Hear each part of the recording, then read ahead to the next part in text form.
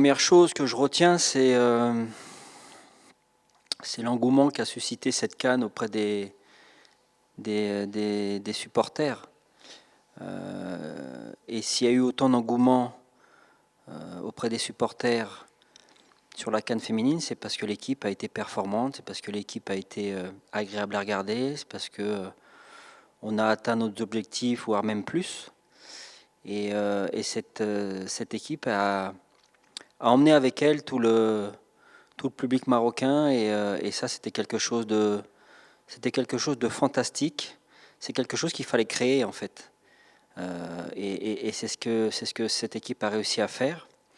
Après, c'est la notion aussi de groupe. On a travaillé avec ce groupe pendant un bon moment. Et on a réussi à créer une osmose, on a réussi à créer une identité forte par rapport à ce groupe, avec un mental incroyable. Et ça s'est vu aussi sur le terrain, ça a rejailli aussi sur le terrain, et ça c'est quelque chose de très important. Et puis après, c'est les résultats. Les résultats qui ont été au-delà de nos espérances, parce qu'on avait comme but de se qualifier pour la Coupe du Monde, donc il fallait terminer dans les quatre demi-finalistes, ce qui n'avait jamais été fait.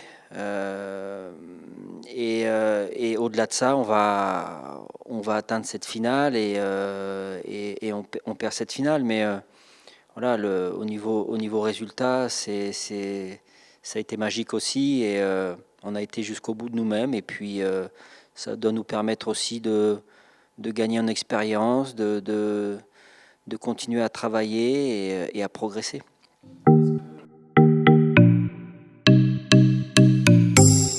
Le bilan il est un petit peu plus long que ça parce que après la CAN on a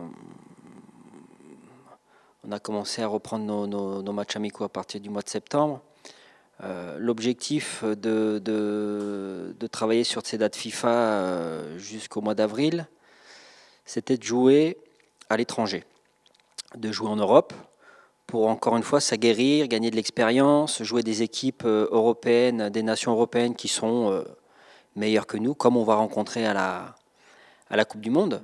Voilà, et de voir un peu tout le chemin qui nous reste à faire pour progresser, travailler, pour arriver prêt à la Coupe du Monde. Alors il y a eu des rassemblements qui ont été très positifs, d'autres beaucoup moins, sur plein d'aspects. Donc c'est à nous bien sûr de travailler dans ce sens pour qu'il y ait une continuité dans la performance, qu'il y ait une continuité dans le professionnalisme, dans la prise de conscience des joueuses que le haut niveau c'est au quotidien et en permanence. Voilà, et on arrive là sur cette phase finale, c'est-à-dire commencer la préparation pour la Coupe du Monde, mais il y a eu beaucoup d'enseignements sur ces matchs amicaux et ce qu'on avait un peu prédit nous, ça s'est un peu réalisé, et que ce soit dans la non-performance ou dans la performance. Et voilà, on va travailler en conséquence pour pouvoir encore une fois arriver, et l'objectif c'est bien ça, c'est d'arriver sur le premier match de Coupe du Monde contre l'Allemagne prêt.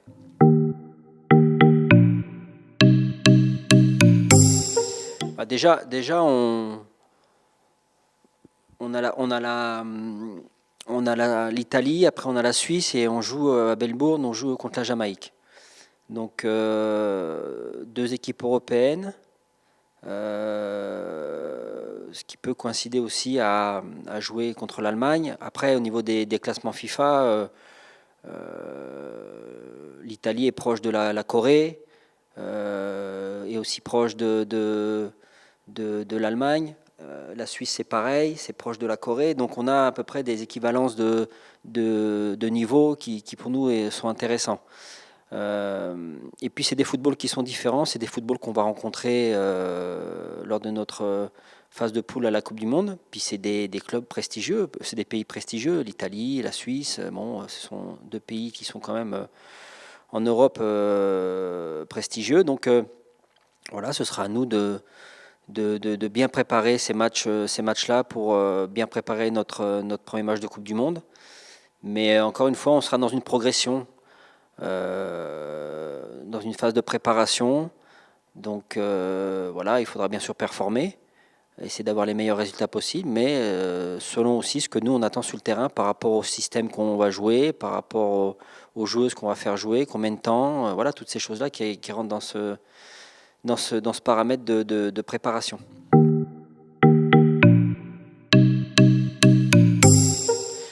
On va démarrer la concentration le 12 juin.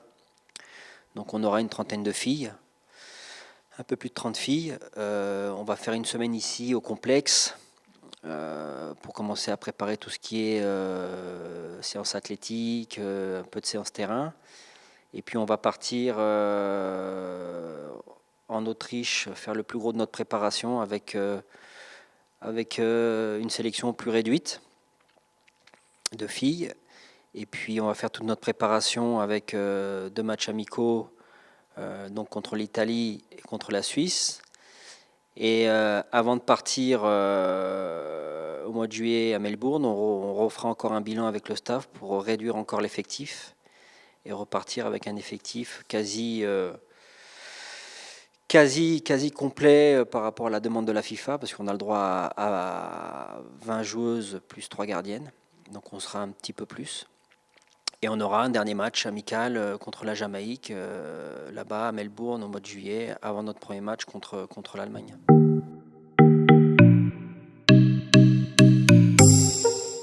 Je disais tout à l'heure qu'il fallait s'inspirer de la réussite.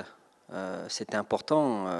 Je pense que la réussite des garçons au Qatar est un bel exemple.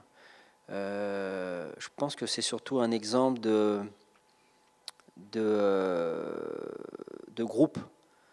On a vu un groupe très soudé, très uni. On a vu une équipe qui savait exactement ce qu'elle devait faire, avec énormément d'agressivité, énormément de cœur, qui a rendu la tâche difficile à tous leurs adversaires.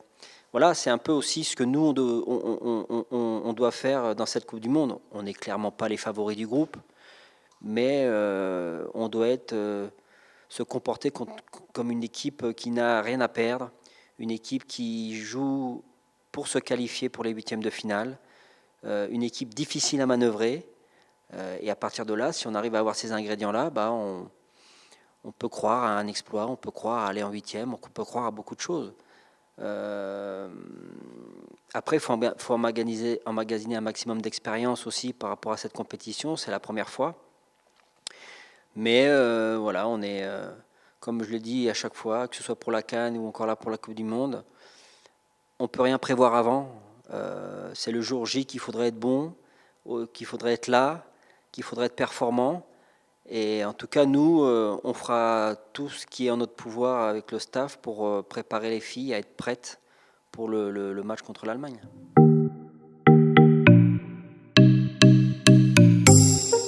C'est toujours compliqué de sortir un élément d'un collectif pour dire qu'elle est différente des autres, mais elle est différente des autres. Voilà. C'est une joueuse d'expérience, c'est une joueuse de qualité, c'est une joueuse de ballon, c'est la locomotive de beaucoup de joueuses marocaines. Voilà. Mais maintenant, c'est à elle de faire en sorte que cette Coupe du Monde soit fantastique. Elle sera accompagnée de tout l'effectif pour lui permettre, comme toutes les autres joueuses, d'atteindre le maximum de ses possibilités. Elle sera accompagnée par le staff. On sait que c'est une joueuse importante, on sait que c'est une joueuse de qualité. Si elle a été élue meilleure joueuse de la CAN, c'est parce qu'elle avait autour d'elle des coéquipières qui ont fait le maximum pour qu'elle puisse rendre service à l'équipe et utiliser toutes ses qualités. Donc on va continuer à le faire. Mais voilà, il faut qu'elle se mette dans une position de capitaine, dans une position d'exemple. Et toutes ces choses-là, c'est que sur le terrain, avec toutes les exigences que ça compose, qu'il faudrait être présent.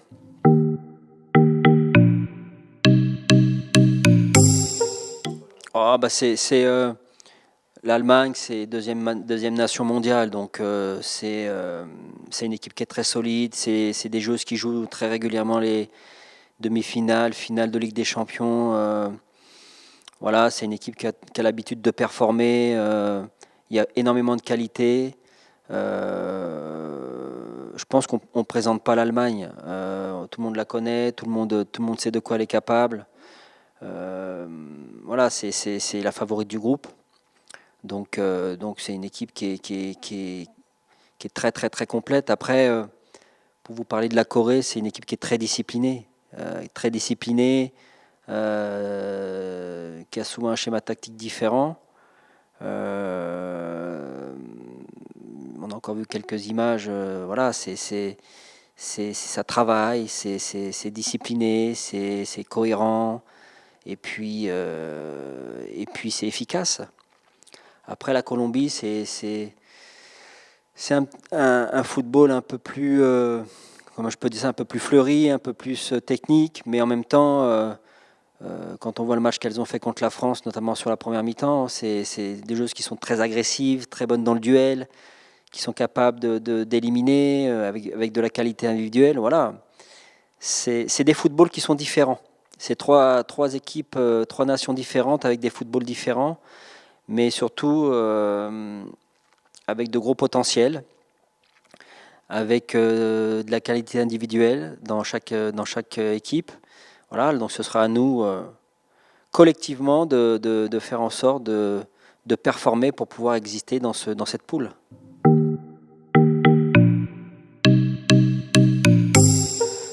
Oui, on suit tous les matchs du championnat féminin marocain de première division. On travaille avec la Ligue pour les calendriers. Voilà, on connaît le niveau de ce championnat.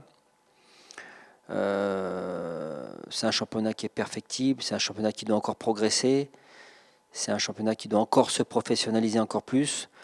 Il faut effectivement que les clubs de première division masculine soient ou aient une section féminine. Ça, c'est très intéressant. Il faut qu'ils investissent dans cette section féminine. La fédération investit énormément dans le foot féminin à travers les clubs.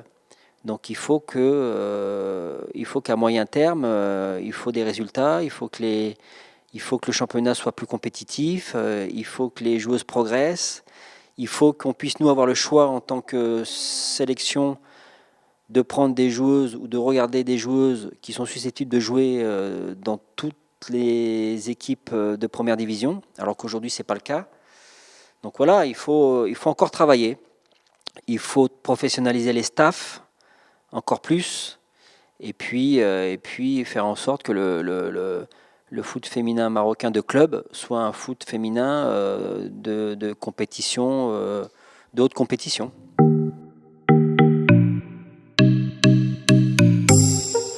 C'est sûr que c'est pas à côté, hein. L'Australie, c'est pas à côté. Bien sûr qu'on compte sur tous les Marocains qui sont là-bas déjà en Australie pour venir nous soutenir. Ceux qui veulent venir en Australie seront les bienvenus, on les accueillera avec un grand plaisir dans les stades et on fera tout pour que le public marocain qui nous suivra à la télé et au stade soit fier de nous. Voilà. Mais en tout cas, on a vu l'engouement qu'il y a eu sur cette dernière CAN.